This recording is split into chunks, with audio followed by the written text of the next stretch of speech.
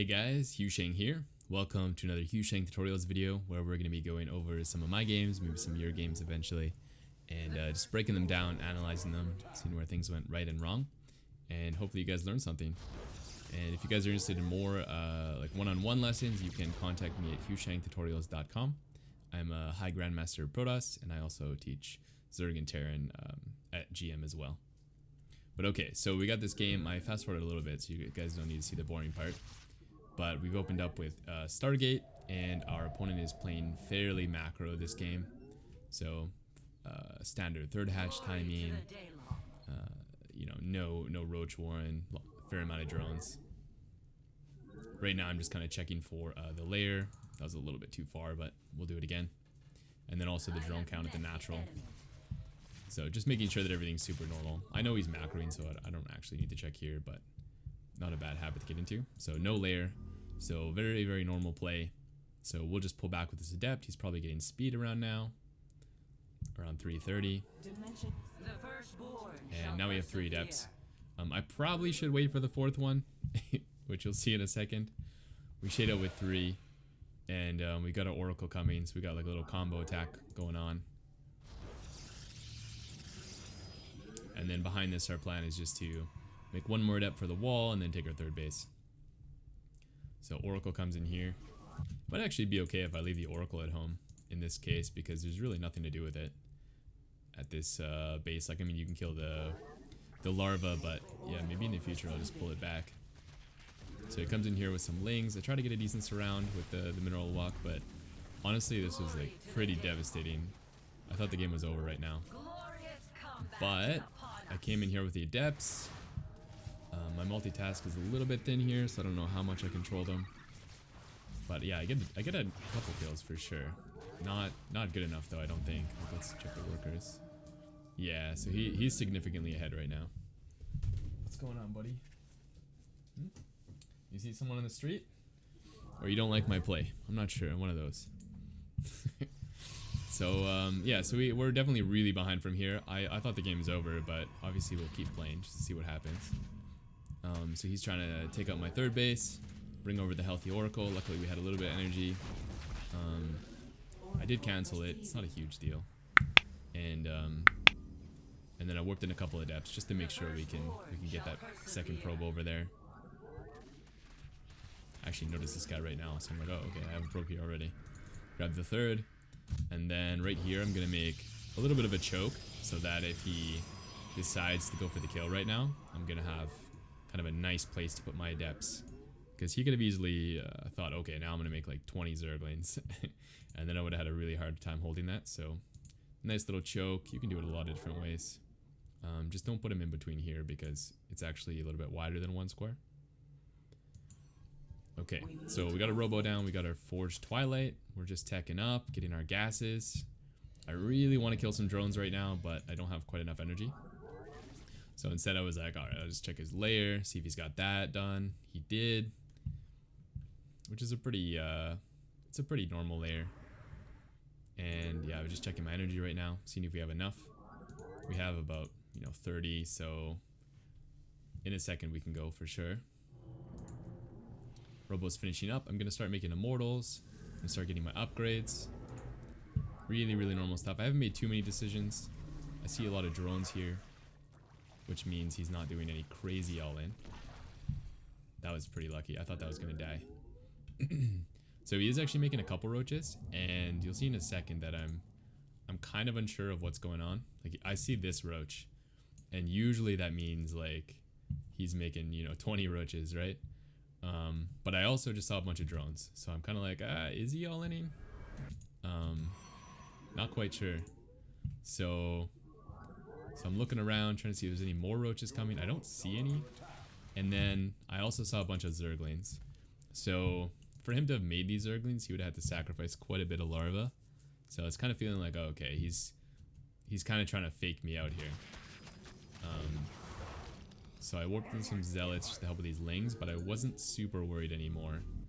And then we also see these guys retreating. So at this point, I'm pretty confident that he's trying to fake us out. So I added my double gas, and I'm gonna start making a wall and teching up. But then things changed again. Now he's making Ravagers. So now I'm like, oh shit, maybe he is all-inning, you know? He's making Ravagers here, so I cancel these gases now. And I'm like, okay, no more probes for a little bit. I just got to get all my production up because this looks like he wants to go. Right? So we don't want to be going into Storm here and then get wrecked by a huge Ravager, you know, roach push. So I use my, what's that called? Revelation on these Ravagers. And I'm kind of just going to play safe now. Couple Oracle spells. Keep chronoing the Immortals always, no matter what.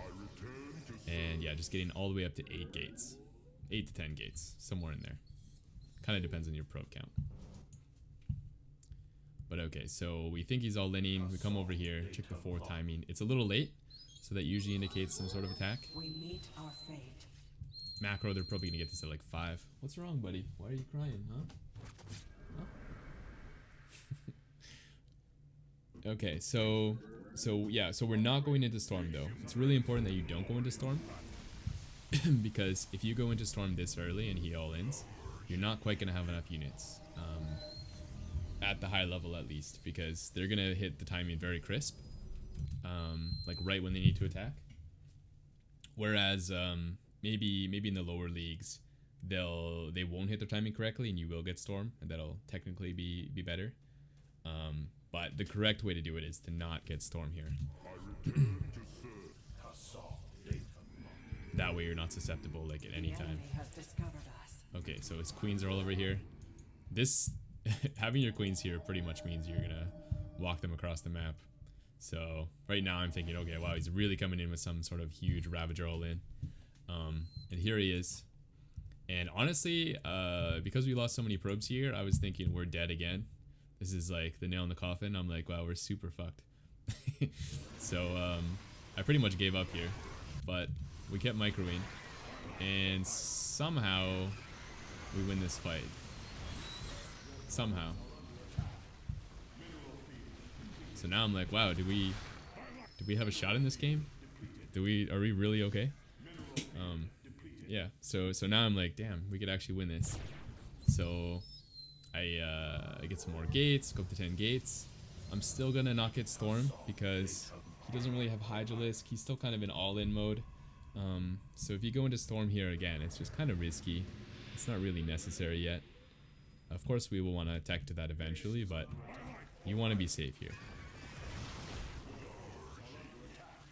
So yeah, he's still pushing, still making roaches. That means we know he's still on a pretty low drone count, right? So we're feeling like he's maybe on, you know, 3 base saturation, 66 workers, which he pretty much is, right? So he counts on my base.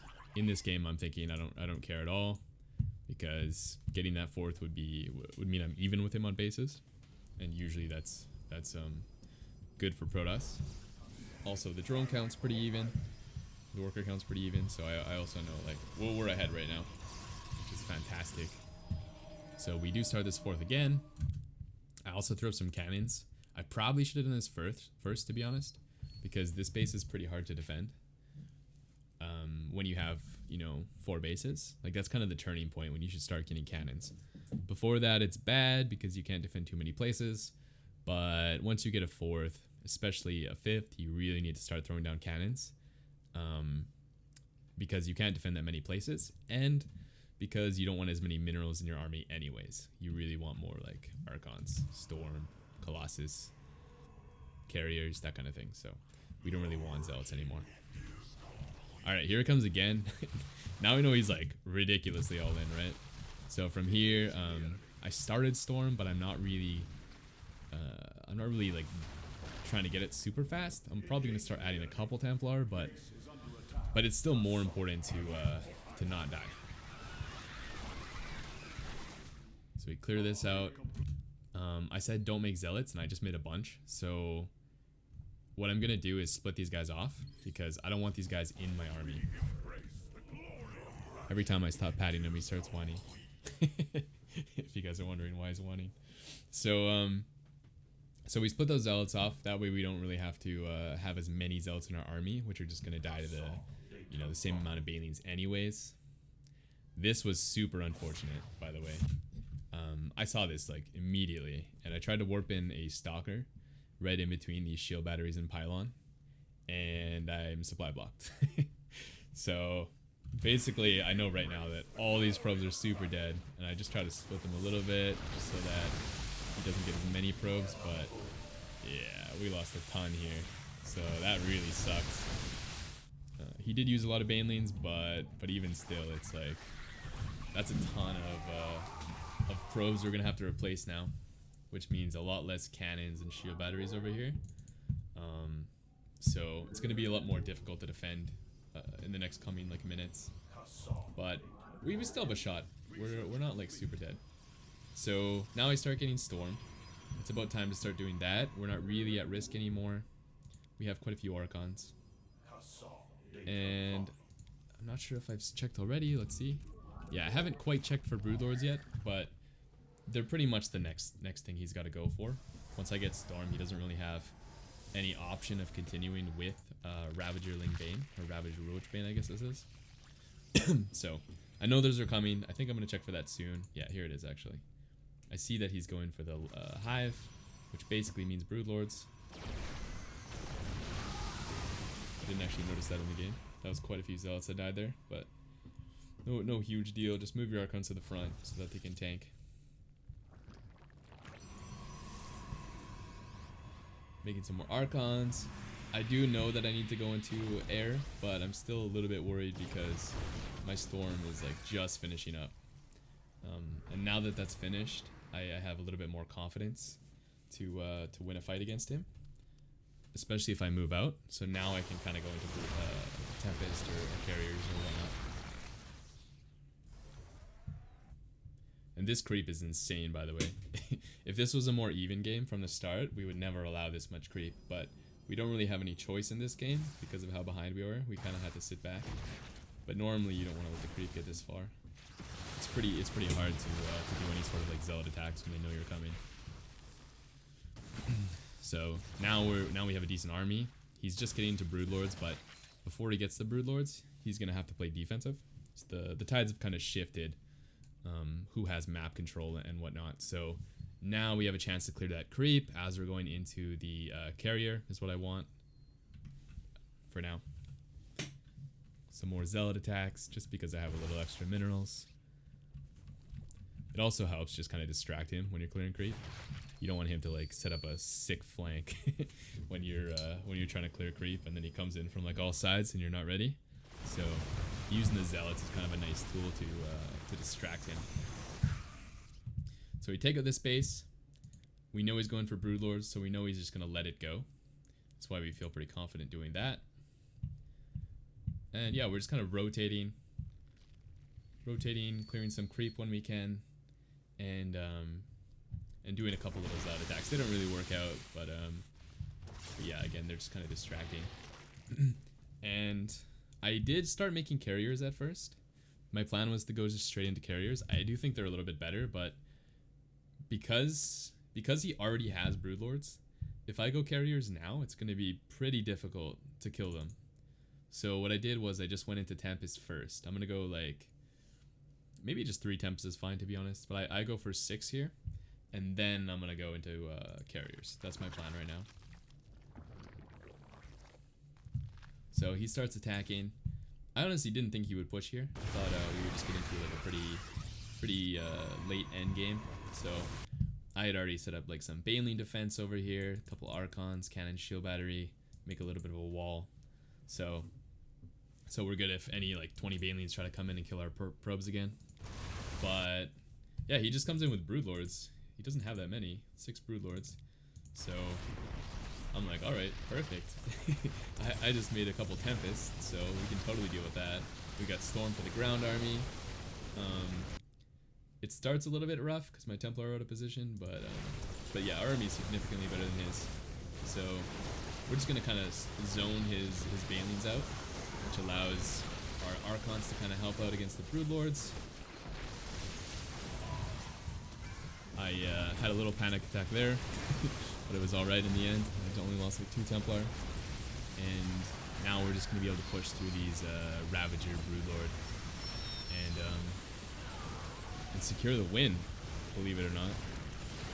To be honest, I didn't even think I won here. I thought this was like just a push that he was going to kind of recover from because I lost all my Archon Storm. But yeah, he was actually really low on the workers, surprisingly. And he just taps out here. So, really crazy comeback. I thought I was dead multiple times in this game, but yeah, it just goes to show sometimes you can stick in these ones and make a lot of good calls later on and still win the game. So yeah, really fun game against eGGz here. eGGz is a really, really good player, but he's like 5,900, so we're feeling really good after this one. Hopefully you guys enjoyed the game. If you did, leave a like, subscribe, and if you're interested in lessons, again, you can contact me at hughshangtutorials.com. Alright, thanks for watching, guys. Peace.